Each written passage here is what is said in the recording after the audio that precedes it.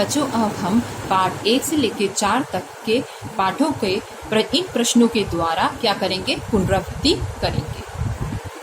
प्रश्न 1, पाठ के अनुसार एक शब्द में उत्तर लिखिए। का भाषा संगणकार्थम उपयुक्तमा अस्ति। कौन सी भाषा कंप्यूटर के लिए सबसे उत्तम है? उत्तर क्या रहेगा? संस्कृत भाषा। क वृक्षेषु अपि जीवसत्ता अस्ति इति अवर्ण्यत। ये किसने कहा था कि वृक्षों में भी जीव सत्ता माने जीवन होता है? यह अवर्ण्यत माने कहा गया। कौन थे वो? साइंटिस्ट थे श्री जगदीश चंद्र बसु। विख्यात क्या थे वो? वैज्ञानिक। क 10 पुत्रम समाः। कौन 10 पुत्रों के समान है? द्रुमा। द्रुमा माने पेड़। पेड़ जो होता है वो 10 पुत्रों के क्या होता है? समान होता है। क 10 हृदस्म भवति। कौन 10 गहरे तालाबों के बराबर है? कौन है? पुत्र। क शैने शैने शोषम अगच्छत। कौन धीरे धीरे सूख जाएगा? कौन सूख जाएगा? सरा। सरा माने सरोवर या तालाब। प्रश्न 2, पाठ के अनुसार उत्तर लिखिए। क पौरा नियमानम कच्छपम त्रिलोक्य किम अवदन। लोगों ने देखकर कछुए को इस तरह से ले जाते हुए क्या कहा था? जब 2 हंस कछुए को डंडी से पकड़कर बीच में टांगकर ले जा रहे थे तो लोगों ने क्या कहा? उत्तर पौरा नियमानम कच्छपम त्रिलोक्य इदम अवदन। आपने ये पूरी लाइन प्रश्न में से लेनी है। किम की जगह रहेगा इदम। इदम माने ये है, कहा। अहो चक्राकारम किमपि पक्षिणो एतौ नियता तत्पश्चात। हे देखो कैसे चक्र आकार की कोई चीज 2 पक्षी जो है यहाँ ला रहे हैं। यह देखो। ख तौ हंसो किम अकथ्यताम। उन दोनों हंसों ने क्या कहा था? उत्तर तौ हंसो अकथ्यताम। ये प्रश्न में से हो गया। फिर जो वचन कहे जाते हैं वो किस में लिखेंगे आप? इन्वर्टेड कॉमास में। भव मित्र तव उपायेन एवं करिष्यावा परम भवता मौनम स्थावत्याम ना चेत तव येष्टे पाता भविष्यति इति।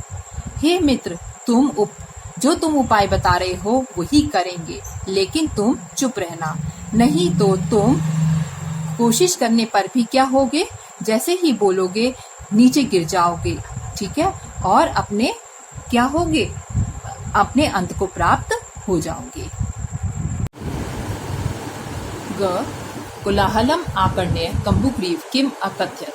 कोलाहलम आकर्ण्य कम्बुग्रीव अकथ्यत। वो किम ऐसा कोलाहला।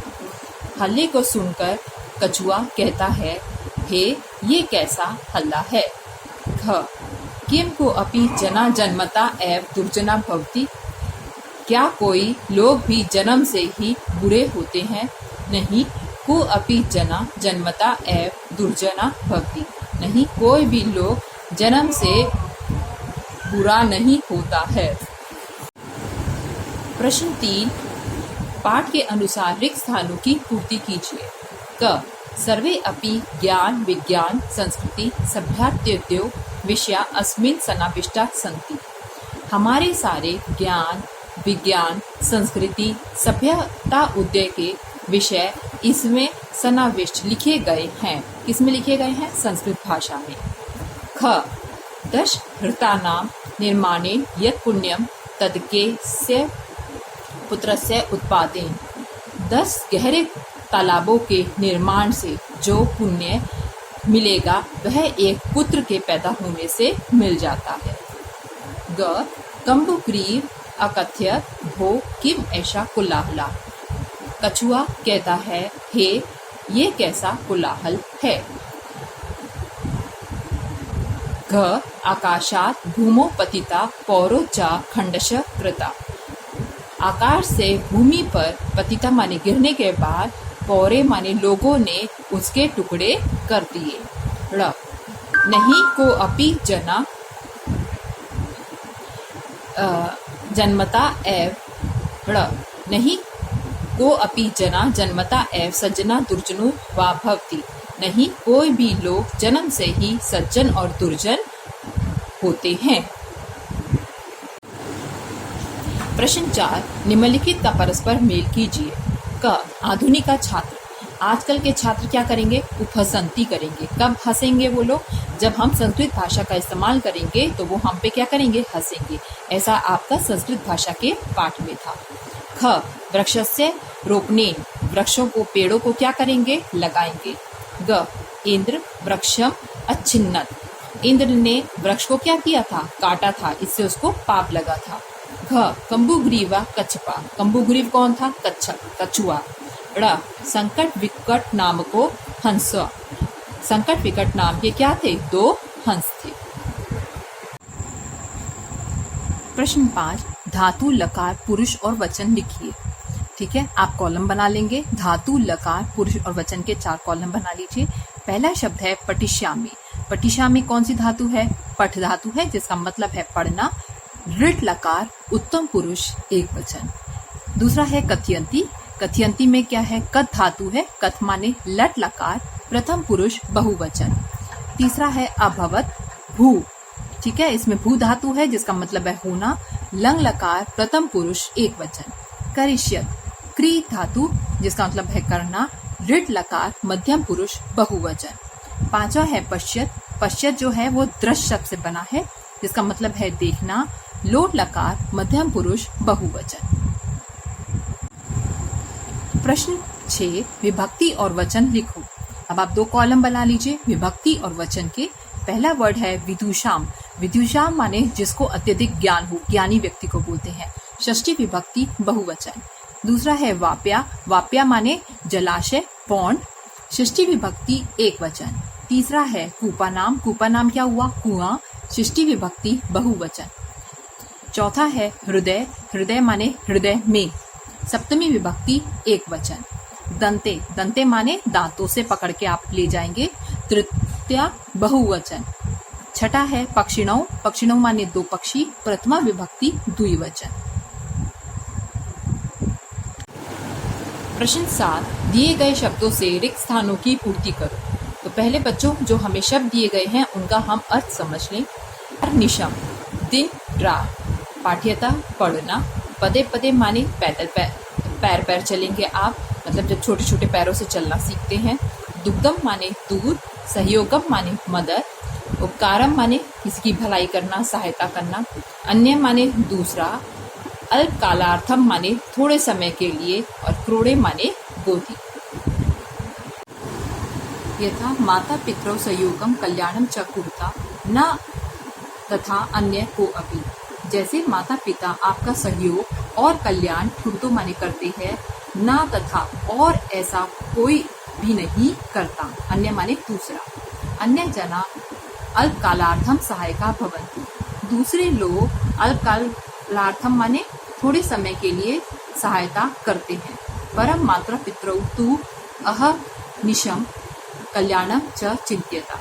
लेकिन माता पिता तो दिन रात कल्याण के लिए ही चिंत्यता माने सोचते हैं। बाल्यकाले कदाचित दुग्धम पायेता। बाल्यकाल में आपको दूध पिलाते हैं। कदाचित क्रोड़े निधाय भ्रमणम च कुरुता। और कभी कभी आपको गोदी में लेकर इधर उधर भ्रमण भी करते हैं।